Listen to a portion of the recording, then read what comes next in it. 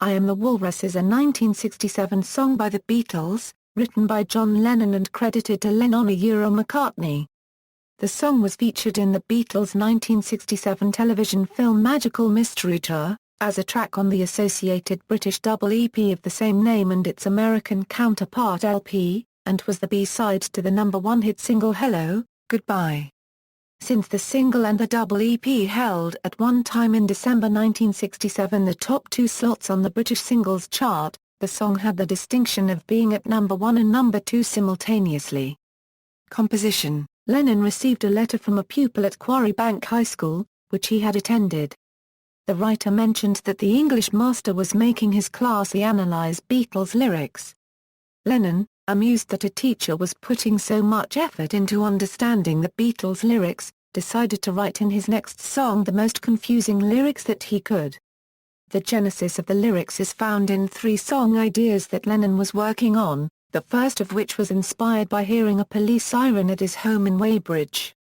Lennon wrote the lines "Mr. Sitwhy Policeman" to the rhythm and melody of the siren. The second idea was a short rhyme about Lennon sitting in his garden, while the third was a nonsense lyric about sitting on a cornflake.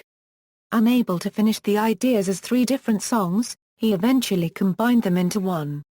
The lyrics also included the phrase "Lucy in the Sky" from Lucy in the Sky with Diamonds from Sgt. Pepper's Lonely Hearts Club Band earlier in the year. The Walrus is a reference to the walrus in Lewis Carroll's poem The Walrus and the Carpenter. Lennon later expressed dismay upon belatedly realizing that the walrus was a villain in the poem.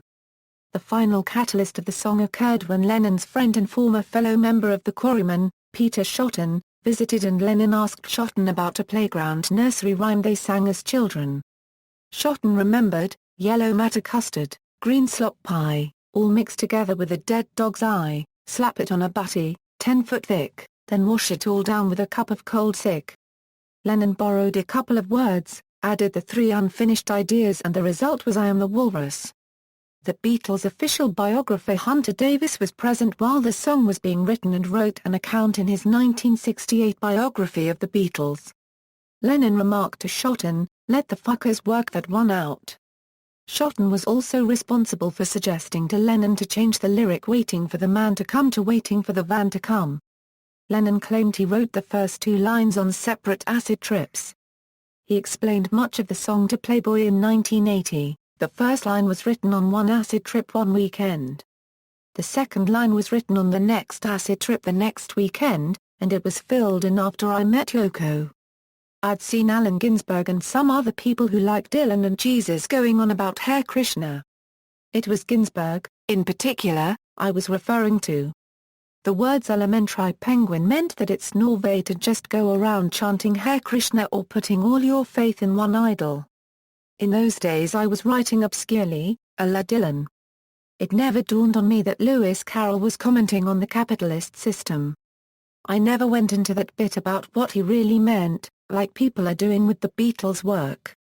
Later, I went back and looked at it and realized that the walrus was the bad guy in the story and the carpenter was the good guy.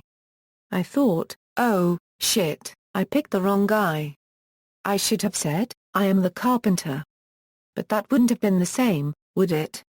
Sings, laughing I am the carpenter. Musical structure, all the chords are major chords or 7th chords, and all the musical letters of the alphabet are used. The song ends using a shepherd tone, with a chord progression built on ascending and descending lines in the bass and strings, repeated over and over as the song fades. Musicologist Alan W. Polak analyzes, the chord progression of the outro itself is a harmonic moe bass strip with scales in bass line and top voice that move in contrary motion. The bass line descends stepwise A, G, F, E, D, C, and B, while the strings part rises A, B, C, D, E, F, G. This sequence repeats as the song fades, with the strings rising higher on each iteration. Polak also notes that the repeated cell is 7 bars long, which means that a different chord begins each 4-bar phrase. The fade is described by Walter Everett as a false ending, in the form of an unrelated coda consisting of the orchestral chord progression, chorus and sampling of the radio play. The song is in the key of A and the instrumental introduction starts in the Lydian mode of B major. Verse 1 begins with a unregistered trademark 3/4 rock pattern, I am he. You are me, and we are all Toj. There. Verse 2, however, involves a unregistered trademark 6 and unregistered trademark 7 Aeolian ascent, waiting for the van to come. The chorus uses a unregistered trademark 3/4 pattern, I am the Eggman, they are the Eggmen. I am the Walrus, goo goo goo, hanging as an imperfect cadence until resolved with the I on Mr. City Policeman. At the line sitting in an English garden, the D melody note establishes a Lydian mode, and this mode is emphasized more strongly with the addition of a D note to the B chord on If the Sun Don't Come. Recording, I Am the Walrus was the first studio recording made after the death of the Beatles' manager Brian Epstein in August 1967.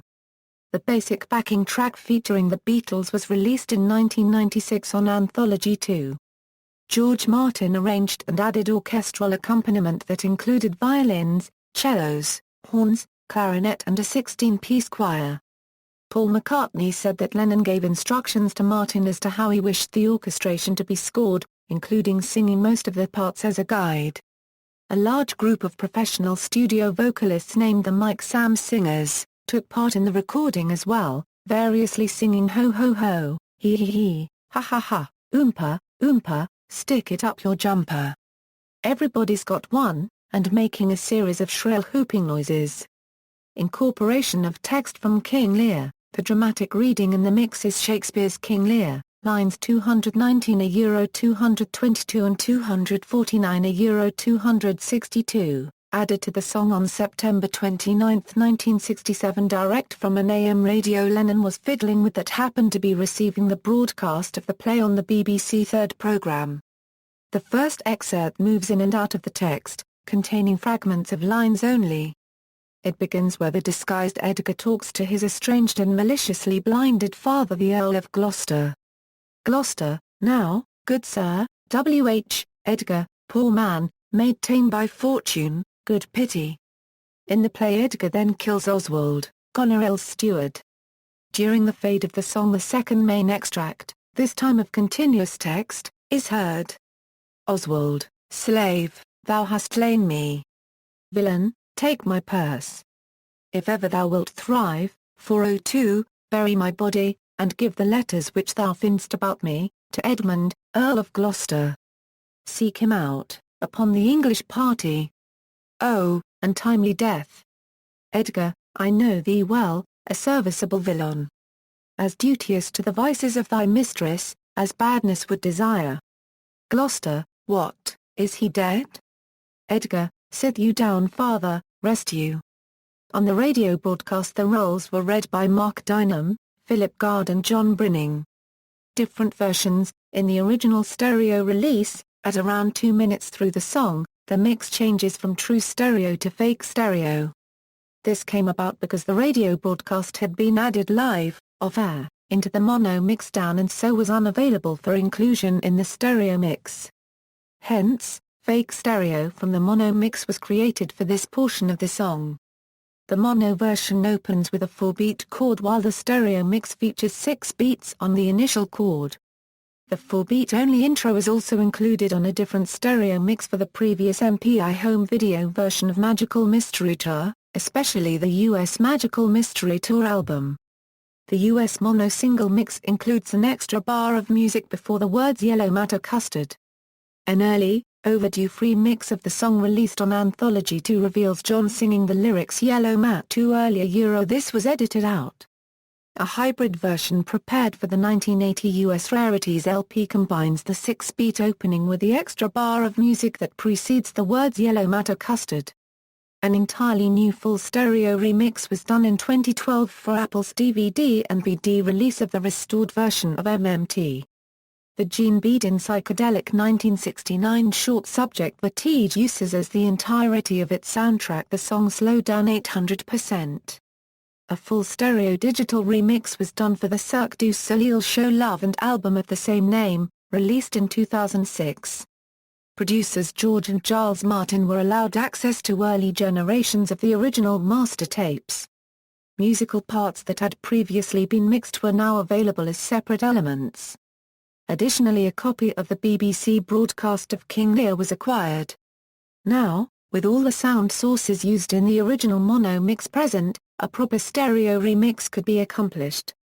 These tracks were transferred digitally and lined up to create a new multi-track master from which a new mix would be made. In addition to the stereo remixes prepared for the Love Show and the 2012 Apple reissue referenced above, the DVDs that were released for those same projects contain a 5.1 surround sound mix of the song. There is also a 5.1 surround sound remix of the song on the DVD release of Anthology, on Disc 7, making 3 distinct 5.1 remixes of the same song.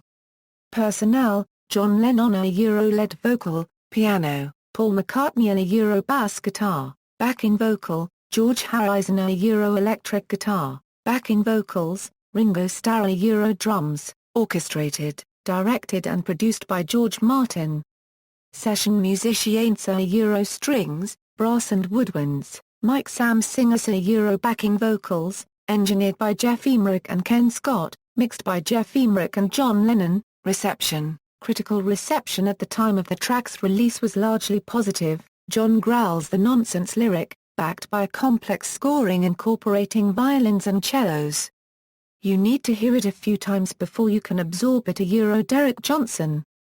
Into the world of Alice in Wonderland now, and you can almost visualize John crouching on a deserted shore singing I Am the Walrus to some beautiful strings from far away on the horizon, and a whole bag full of Beatles sounds, like a ringing doorbell and someone sawing a plank of wood.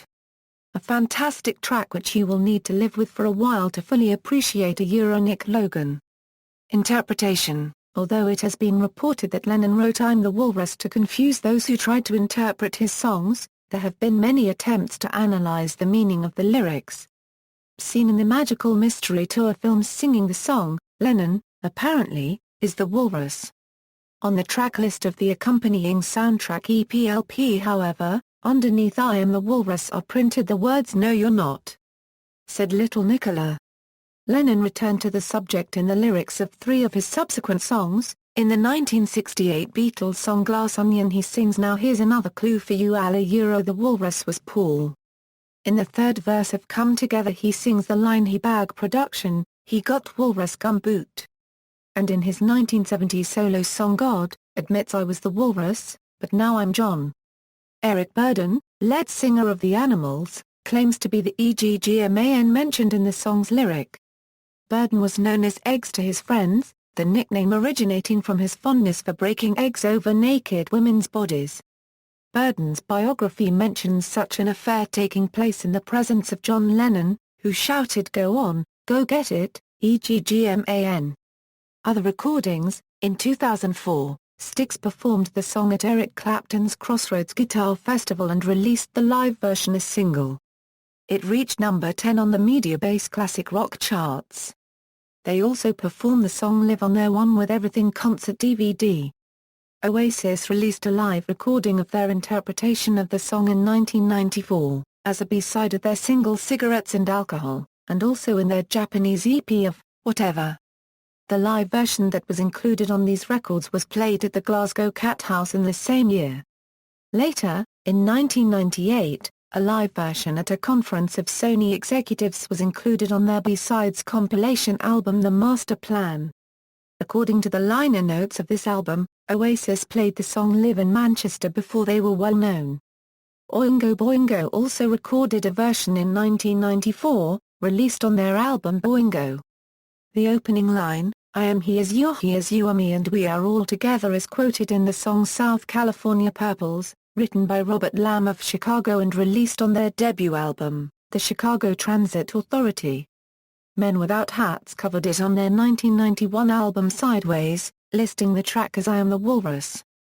Genesis sampled this song for their track Looking for Someone. Danny recorded I Ain't the Walrus in reference to this song. The lyrics were later used in a 2012 AD campaign for Sonos. Das Racist referenced the song in Selena on their album Relax. The Rutles song Piggy in the Middle is a pastiche of the song. Bono performs a version of this song while playing the character Dr. Robert in the 2007 Beatles-inspired musical film Across the Universe, while several of the protagonists appear to be under the influence of psychoactive substances at a New York club and, later, on Dr. Robert's tour bus.